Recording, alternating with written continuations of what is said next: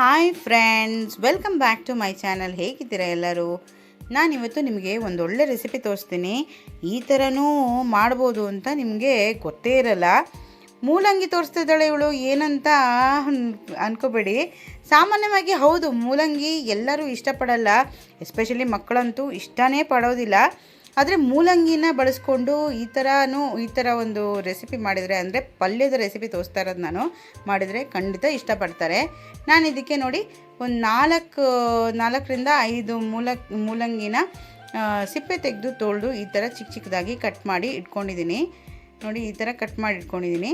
ನಂತರ ಇದಕ್ಕೆ ಒಂದು ಅರ್ಧ ಬಟ್ಲಷ್ಟು ತೆಂಗಿನಕಾಯಿ ತುರಿ ಇದೆ. ಇದನ್ನು ಅಂದಾಜಿಗೆ ಒಂದು 4-5 ಟೀ ಸ್ಪೂನಷ್ಟು ಇರ್ಬೋದು.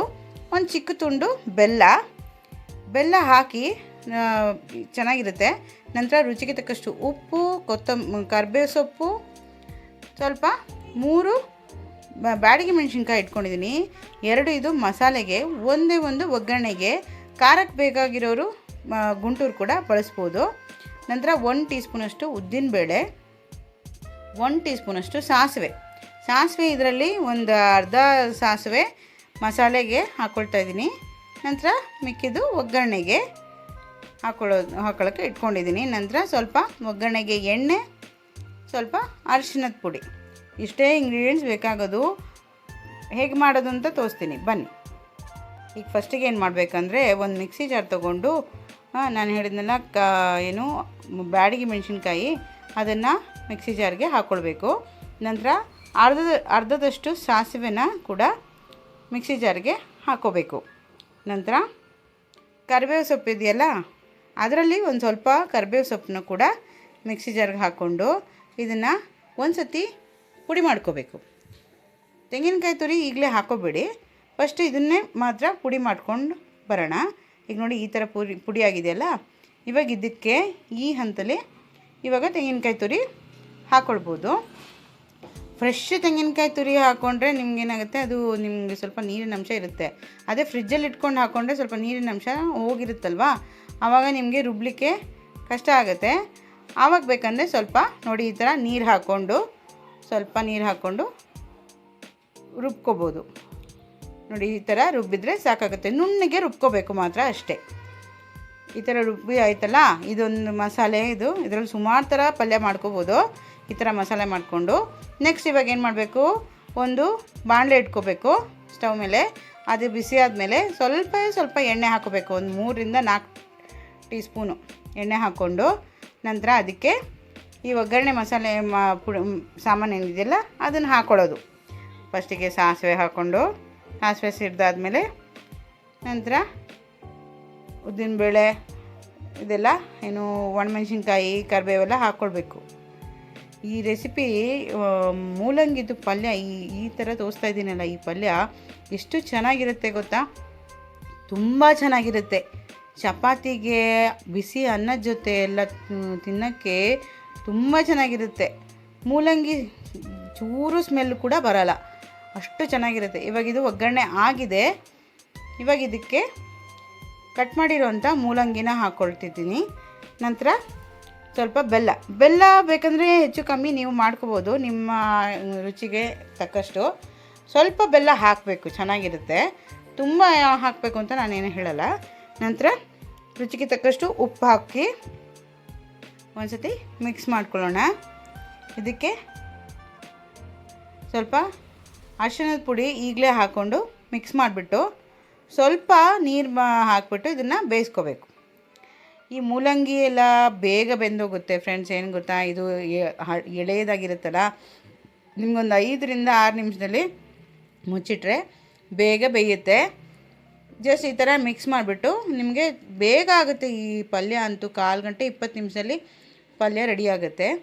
ಸ್ವಲ್ಪ ನಾನು ಹೇಳಿದ್ನಲ್ಲ, ಸ್ವಲ್ಪ ನೀರು ಹಾಕಿದ್ದೀನಿ. ಮೂಲಂಗಿಲಿ ಆಲ್ರೆಡಿ ನೀರಿರುತ್ತೆ, ನಾವು ತೊಳೆದಿರ್ತೀವಿ, ಅದು ನೀರು ಎಳ್ಕೊಂಡಿರುತ್ತೆ. ಹಾಗಾಗಿ ನೀರು ಸ್ವಲ್ಪ ನೋಡ್ಕೊಂಡು ಹಾಕಿ, ಇಲ್ಲಾಂದರೆ ನೀರು ಆವಿ ಆಗೋಕ್ಕೆ ತುಂಬ ಹೊತ್ತು ಬೇಕಾಗುತ್ತೆ.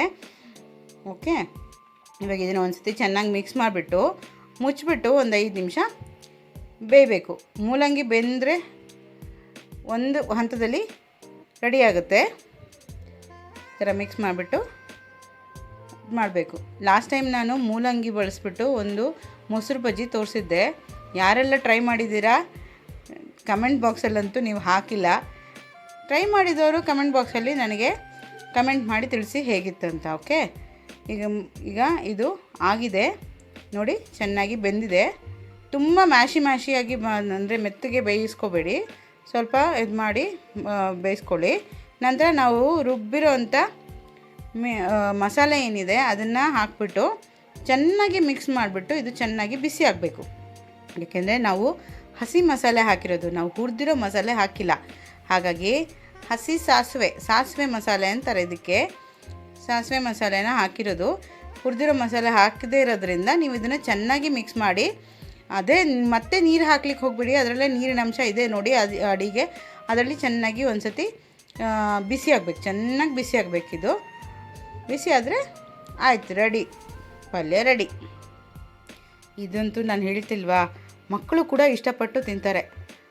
ಚಪಾತಿಗೆ ಮತ್ತು ಅನ್ನದ ಜೊತೆ, ದೋಸೆ ಜೊತೆ ಎಲ್ಲ ಒಳ್ಳೆ ಚೆನ್ನಾಗಿರೋ ಕಾಂಬಿನೇಷನು. ಮೂಲಂಗಿಲಿ ಮಾಡಿದ್ದೀರಿ ಅಂತ ನೀವು ಹೇಳಿದರೆ ಮಾತ್ರ ಗೊತ್ತಾಗುತ್ತೆ, ಇಲ್ಲ ಅಂದರೆ ಖಂಡಿತವಾಗ್ಲೂ ಗೊತ್ತಾಗಲ್ಲ, ಅಷ್ಟು ಚೆನ್ನಾಗಿರುತ್ತೆ. ನನ್ನ ಮನೇಲಿ ನನ್ನ ಮಕ್ಕಳು ಮೂಲಂಗಿಯಿಂದ ಮೊಸರು ಬಜ್ಜಿ ಎಲ್ಲ ಮಾಡಿದರೆ ತಿನ್ನೋದಿಲ್ಲ. ಒಮ್ಮೊಮ್ಮೆ ತಿಂತಾರೆ, ಒಮ್ಮೊಮ್ಮೆ ತಿನ್ನಲ್ಲ. ಆದರೆ ಈ ಥರ ಪಲ್ಯ ಮಾಡಿದರೆ ಖಂಡಿತವಾಗ್ಲೂ ತಿಂತಾರೆ. ಅವ್ರಿಗೆ ಗೊತ್ತೇ ಆಗೋದಿಲ್ಲ, ನಾನು ಹೇಳ್ತಿಲ್ವಾ, ಅವ್ರಿಗೆ ಗೊತ್ತೇ ಆಗೋದಿಲ್ಲ ಇದು ಮೂಲಂಗಿಯಿಂದ ಮಾಡಿದೆ ಅಂತ. ನೀವು ಯಾವಾಗಲೂ ಈ ಥರ ಮಾಡಿ ನೋಡಿ ಒಂದು ಸತಿ, ಆವಾಗ ನಿಮಗೆ ಗೊತ್ತಾಗುತ್ತೆ. ಟ್ರೈ ಮಾಡಿದರೆ ಗೊತ್ತಾಗುತ್ತೆ ನಿಮಗೆ ಹೇಗಿರುತ್ತೆ, ನಾನು ಹೇಳಿ ಸುಳ್ಳೋ ಸತ್ಯನೋ ಅಂತ.